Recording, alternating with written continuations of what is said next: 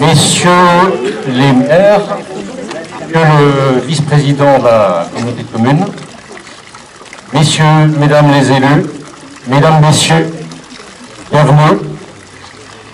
Cette veille de fête nationale de Jeanne d'Arc et de fête du patriotisme, nous sommes à la fois émus et très satisfaits de pouvoir partager avec vous l'inauguration de notre nouvelle statue.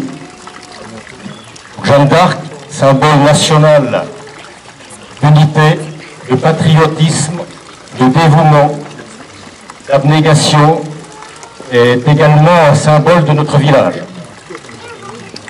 Elle a été implantée ici en mai 1895 par nos anciens prédécesseurs, donc à la même année que l'inauguration du premier réseau public d'eau potable, qui date de la même année 1895.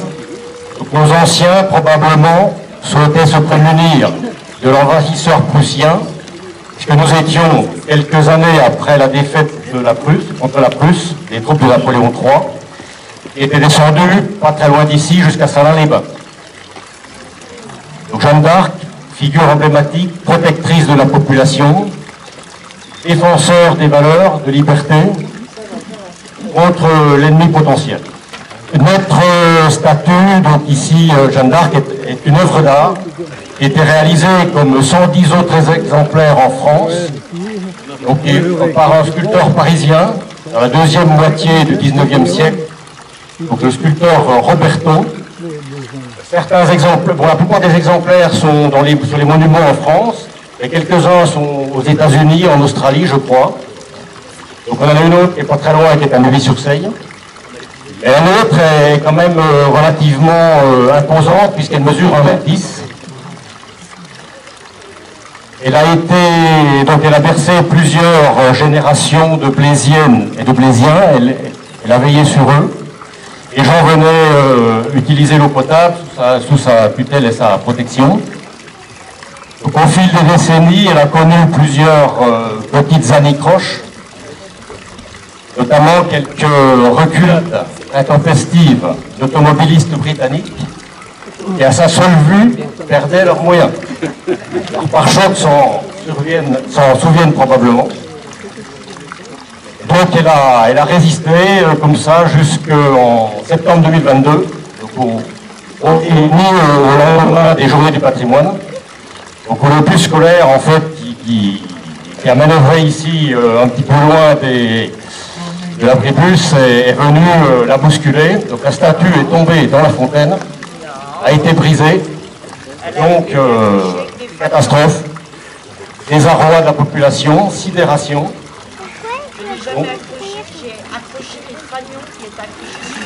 Donc, une fois la sidération passée, nous avons fait une déclaration auprès des assurances. Donc les assurances, expertise, contre-expertise, tout le monde n'était pas d'accord. Donc, n'ayant pu avoir satisfaction pour défendre les intérêts de la commune, donc, le conseil municipal a décidé de souscrire, de prendre les services d'un avocat, Maître Moreau des Grottes, qui est présent parmi nous. Donc, je profite de l'instant pour le remercier au nom des élus pour son engagement et à nos côtés et la défense de nos intérêts. La procédure n'a pas été facile, elle a duré 2 ans. Et au bout de 2 ans, le tribunal, en novembre dernier, 2024, a condamné en fait AXA, l'assureur de la région, qui est responsable des mobilités scolaires, à nous rembourser la moitié des frais de restauration. L'autre moitié devrait bénéficier d'une subvention de l'État.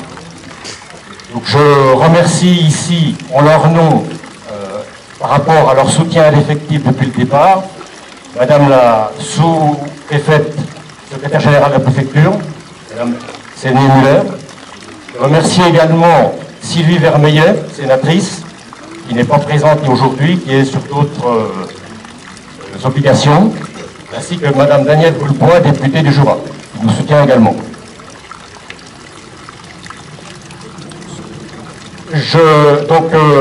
La réparation, en fait, la statue étant brisée, il a fallu reconstruire intégralement. Donc à cette fin, un appel d'offres a été lancé. C'est la société Les Fonderies du Val-de-Saône, basée à Larnaud, en Doubs, qui a eu le marché. Et donc en fait, ils ont à partir des morceaux de la statue, recréé un moule unique dans lequel ils ont fondu une nouvelle statue. La nouvelle statue qui est ici est constituée d'un bloc unique en fonte de 180 kg.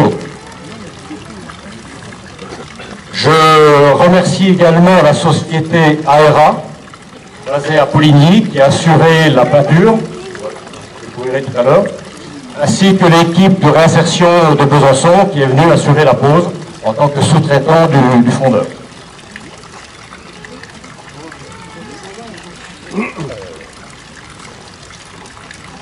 Donc, ceci dit, donc ce petit rappel fait, il est temps pour nous de souhaiter, et avant qu'elle nous dévoile ses nouveaux charmes, il est temps de souhaiter pour nous, à notre Jeanne, comme on l'appelle ici affectueusement, longue vie.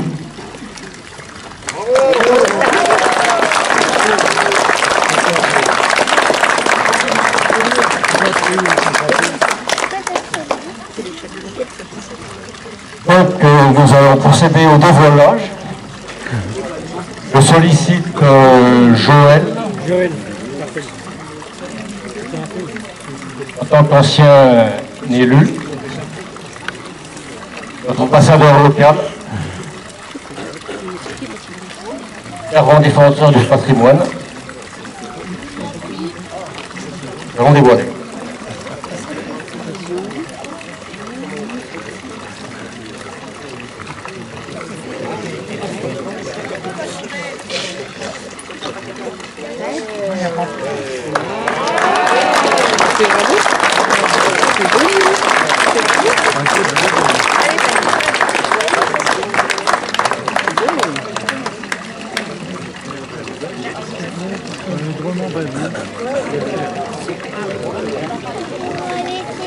Donc cette nouvelle statue est aussi, elle est très expressive.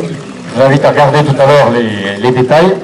Donc le fondeur a assuré le moulage complet, donc y compris la signature du monument d'origine. Donc le sculpteur Duren, qui est basé à Sommevoire en Haute-Marne.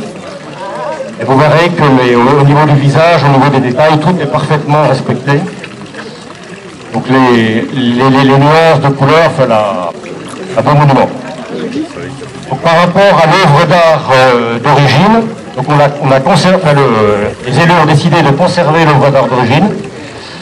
Donc elle est actuellement en phase de consolidation en vue de l'exposer probablement dans le bâtiment communal, peut-être la Sainte-Fête, dans quelques temps.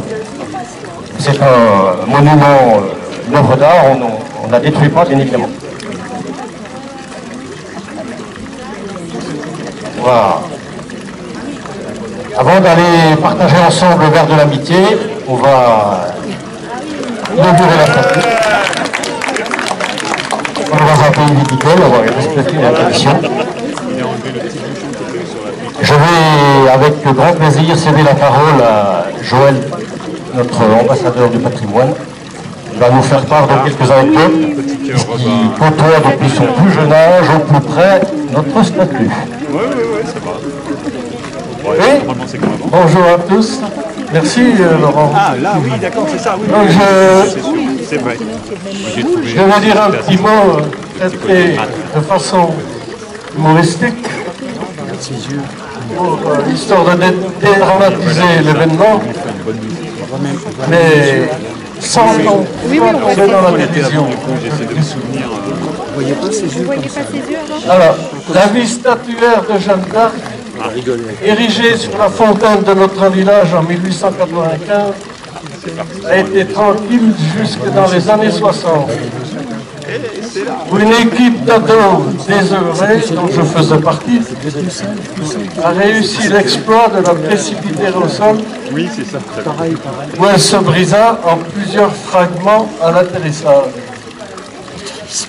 Nous noterons au passage que les saints du calendrier ont bien pour mission de protéger chacun d'entre nous, car dans ce cas précis, Sainte Jeanne d'Arc a été attentive à ce que qu'aucun de ces gamins, aussi imprudents qu'inconscients, ne furent blessés dans sa chute. Après avoir reçu les chaleureuses félicitations des autorités communales et parentales, les coupables furent chargés de réparer à leurs frais les dégâts provoqués. Monsieur Paul Voisin, maître forgeron en Boiteur, chez qui la victime avait été transportée, a réduit avec talent ses nombreuses fractures.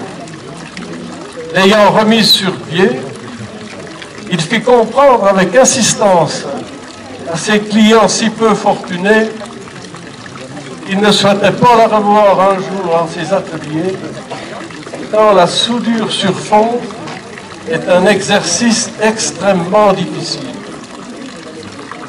Quelques années plus tard, elle connut de nouveau des évolutions fortes quand elle fut heurtée par un camion de transport. L'équipe municipale d'alors sut soigner elle-même ses blessures avec efficacité. Serait-ce là un signe du destin pour que le 19 septembre 2022, jour funeste où l'on conduisait Sa Majesté la Reine d'Angleterre à sa dernière demeure, Jeanne quitta précipitamment son piédestal. Où voulait-elle aller? Et la question, aurait-elle souhaité assister aux funérailles d'Élisabeth et ainsi assurer la famille royale qu'elle ne tenait pas rigueur de tous les tracas qu'elle avait pu lui faire subir par le passé? Ou alors, aurait-elle décidé d'aller prier à la grande mosquée? C'est une piste envisagée par les fins limiers de la mucale des loups de Blois qui avait été chargée de l'enquête. En effet, vous avez observé avec justesse que Jeanne s'était absentée en oubliant peut-être volontairement ses chaussures. Car chacun sait que ces attributs n'ont aucune utilité à ces lieux. Pour moi, c'est une évidence.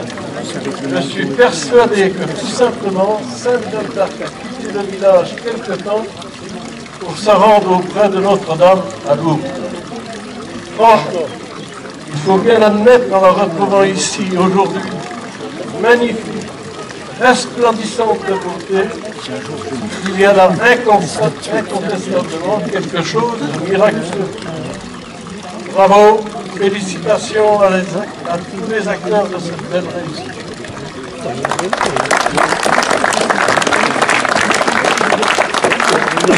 Merci Joël pour toutes ces anecdotes réelles. Mesdames, Messieurs, je vous invite à partager le verre de l'amitié pour clôturer sympathiquement cette manifestation.